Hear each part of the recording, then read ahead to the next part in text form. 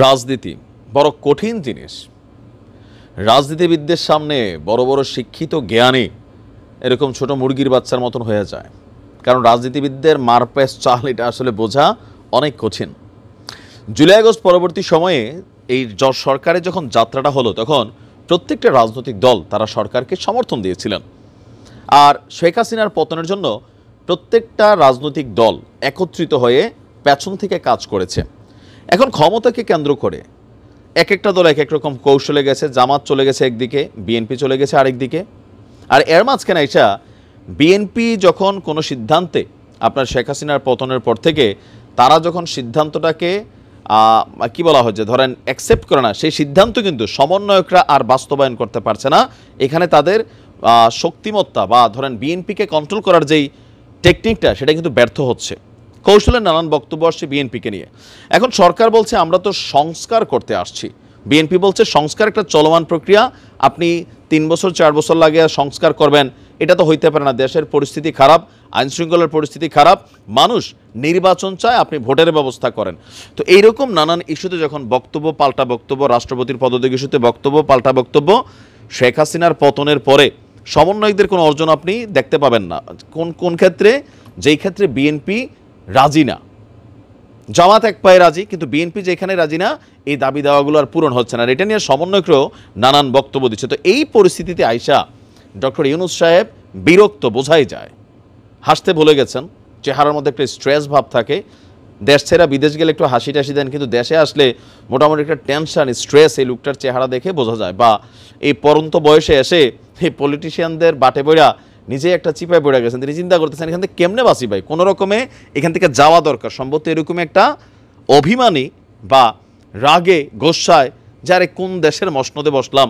এখন তিনি নিশ্চয়ই অনেক ক্ষেত্রে বোঝেন যে শেখ হাসিনা কেন ঘাড়তেরামি করতেন, বা আমাদের রাষ্ট্র ক্ষমতায় যখন যে রাজনৈতিক দলগুলো আসে তারা কেন আসলে ঘাড়তেরামি করা লাগে। কারণ এই যে দেখেন সারা বাংলাদেশে যা ঘটছে, পজিটিভও ঘটছে, নেগেটিভও ঘটছে।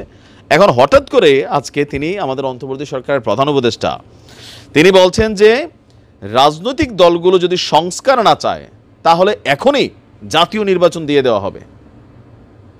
তাহলে আপনারা অন্তর্বর্তী সরকারে কেন বসলেন? আপনাদের সরকার কি রাষ্ট্র চালাতে ব্যর্থ হচ্ছে? বিএনপির সাথে কি আপনারা পায়রা উঠতে পারতেছেন না? মানে চাপটা কোথায়? সংস্কারের রূপরেখা যেগুলো সামনে আসছে, উপদেষ্টাদেরও বিভিন্ন ধরনের বিচ্ছিন্ন বক্তব্য, সমন্বয়কদের বক্তব্য। সমন্বয় কিন্তু সরকারদের একটা টিম, জাতীয় নাগরিক কমিটি আবার দিক দিয়ে রাজনৈতিক একটা শক্তি তৈরি হয়েছে। তো সব কিছু নিয়ে বিএনপি একটু টেনশনে আছে। -2, সমন্বয়করা বলছে +2। তো এরকম স্বাভাবিকভাবে এই যে পাল্টা বক্তব্যের ক্ষেত্রে আইসা ডক্টর মোহাম্মদ ইউনূস অনেকটা ধৈর্য হারিয়েছেন।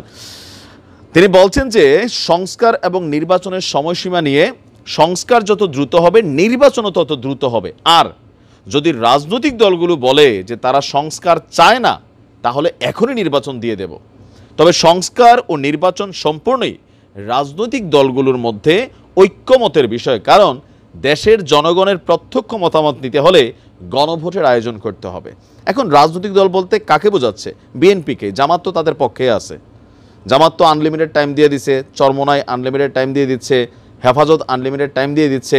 আবার উপদেষ্টা নিয়োগ নিয়ে দেখেন এই ফারুকির পদত্যাগ নিয়ে অনেক কিছু হয়েছে, কিন্তু ডক্টর ইউনূস এটাকে পাত্তা দেয় নাই, বা যারা আছেন তারা পাত্তা দেয় না। ফারুকির জায়গায় বহাল। তো এগুলোতে কিন্তু পলিটিক্যাল দলগুলা তারা নানানভাবে কিন্তু সরকারকে প্রেশার ক্রিয়েট করছে। অন্তর্বর্তী সরকারের বক্তব্য হচ্ছে দ্রুততম সময়ের মধ্যে রাজনৈতিক দলগুলোর সাথে ঐক্যমতের মাধ্যমে নির্বাচনের পথ তৈরি করবে। তিনি বলছেন আমরা কোনো কিছু চাপিয়ে দিচ্ছি না, প্রশাসন কেবল প্রক্রিয়াটিকে সহজ করার জন্য কাজ করছে। আমরা সমান্তরালভাবে দুটি রাস্তায় চলছি, দৃষ্টিভঙ্গি সমান, প্রচেষ্টা সমান। দুটির পেছনেই থাকবে, একটি হলো নির্বাচন, অপরটি সংস্কার। আর যদি দ্রুতই আপনারা নির্বাচন চান তাহলে সংস্কার বন্ধ করে দিতে হবে। এখন আপনি কি ভাবছেন যে সংস্কার বন্ধ করে এই মুহূর্তে নির্বাচন দেওয়া জরুরি, নাকি সংস্কার হওয়া জরুরি? আর যদি সংস্কার হয় তাহলে সেই সংস্কারের মেয়াদকাল কতদিন থাকা জরুরি? সরকার কত বছর যাবত এই সংস্কার করতে চায়? উপদেষ্টারা কেউ কেউ বলছেন 2027-এর আগে নির্বাচন হবে না। তো বিএনপি তো টেনশন পড়তেছে আপনারা 4 বছর ক্ষমতায় থাকবেন, এরকম বক্তব্য কিন্তু আছে না। জিল্লুর রহমান সাহেবের টক শোতে ব্রিগেডিয়ার শাখাওয়াত বলছিলেন, এটা তিনি বলছেন যে আমার ব্যক্তিগত মতামত, বাট আপনি যখন সরকারি দলে আছেন আমরা আপনারা ভাবতেই পারি হয়তো আপনাদের মধ্যে আলোচনা এরকম হচ্ছে। আবার সমন্বয়করাও বলছে আওয়ামী লীগের বিচার না করে দেশে নির্বাচন হবে না। তো বিচার 5 বছরও লাগতে পারে, তাহলে কি নির্বাচন হবে না? বিএনপির বক্তব্য আওয়ামী লীগের বিচার রাষ্ট্রের জায়গা থেকে অন্যভাবে হবে, আওয়ামী লীগকে মানুষ মানবে না মানবে এটা জনগণ সিদ্ধান্ত নেবে। তো সকল কিছু মিলিয়ে ডক্টর ইউনূস সাহেবের এই বক্তব্যটা ক্ষোভে অভিমানে হয়তোবা চলে আসছে আর কি। এখন মাথা গরম করে হঠাৎ করে সিদ্ধান্ত দিয়ে দিলে বিএনপিও তো খুশি হবে, কিন্তু বাকি দলগুলোর জন্য এখানে পজিটিভ কোনো কিছু তৈরি হবে না। তো আপনি কি চাচ্ছেন, সংস্কার চলুক নাকি মানে নির্বাচন হয়ে যাক? জানান কমেন্টে। আসসালামু আলাইকুম।